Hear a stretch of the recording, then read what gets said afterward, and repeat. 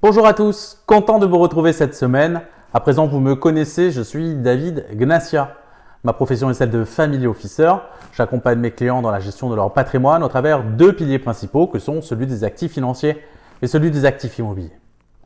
Dans le cadre de cette vidéo, j'ai le souhait de me concentrer sur les caractéristiques nécessairement à calibrer dans votre patrimoine pour pouvoir investir sereinement en immobilier.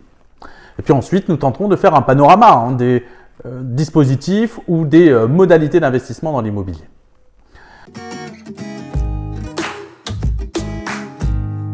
Alors tout d'abord, il vous faut déterminer quel est votre niveau d'épargne que vous souhaitez allouer à votre investissement immobilier, car il est toujours plus serein et plus prudent d'investir une partie de votre capital déjà constitué dans votre futur investissement immobilier. Cela réduira votre mensualité de crédit et vous serez plus à l'aise dans votre investissement. Bien évidemment, il faudra déterminer quelle est la partie de votre épargne que vous souhaitez détenir disponible, totalement liquide pour les besoins immédiats de votre foyer, mais il est fort probable que vous puissiez projeter à moyen et long terme une partie de votre épargne. Pensez-y. Ensuite, bien évidemment, il vous faut déterminer votre effort d'épargne mensuel, celui qui va être vecteur de votre futur investissement par crédit. Je vous rappelle que investir dans l'immobilier de rapport, c'est utiliser deux effets de levier, celui de l'effet de levier du crédit, l'effet de levier financier, et celui de l'effet de levier du locataire, grâce au loyer qu'il vous paiera.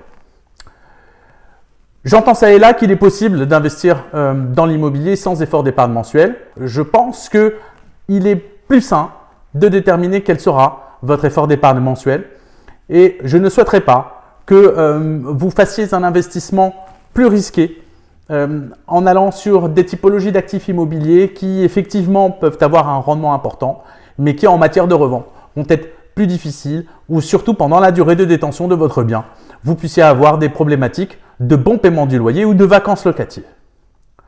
Ensuite, bien évidemment, il vous faut déterminer quel est votre patrimoine déjà constitué, car c'est le passeport de confiance avec votre établissement bancaire. Et bien connaître la qualité du portefeuille immobilier que vous détenez, c'est peut-être envisager de le diversifier via votre futur investissement immobilier. Et enfin, bien évidemment, il faudra déterminer si votre pression fiscale assortie est nécessairement à réduire ou pas. Une fois que cela est bien déterminé, une fois que ces critères sont bien calibrés, vous disposerez d'une cartographie de votre futur investissement, une cartographie précise qui vous aidera à bien investir en immobilier.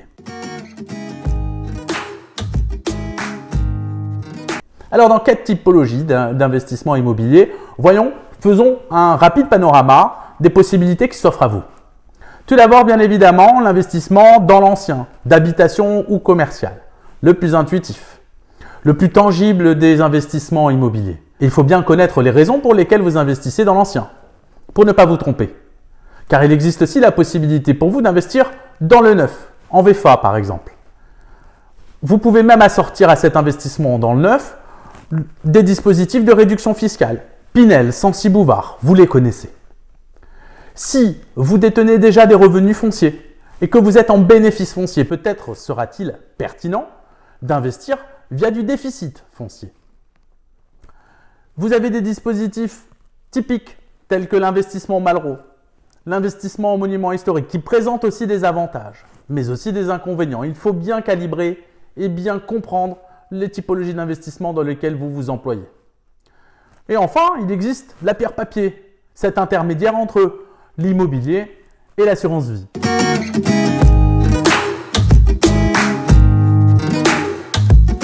Voilà, nous avons fait le tour de ce panorama de l'immobilier et des critères qui sont nécessairement à calibrer pour investir sereinement. Si vous souhaitez aborder avec moi vos futurs projets d'investissement immobilier ou que vous souhaitiez que je vous accompagne pour un futur investissement, j'en serai ravi. Vous pouvez tout à fait me joindre sur les réseaux sociaux via mon numéro de portable ou mon adresse email qui sont inscrits en légende de cette vidéo et en générique de cette vidéo. Et puis bien évidemment, je vous propose de vous abonner à ma chaîne YouTube de manière à ce que vous puissiez suivre mes vidéos et que vous puissiez bénéficier de mes futurs conseils. Il me reste à vous dire à bientôt.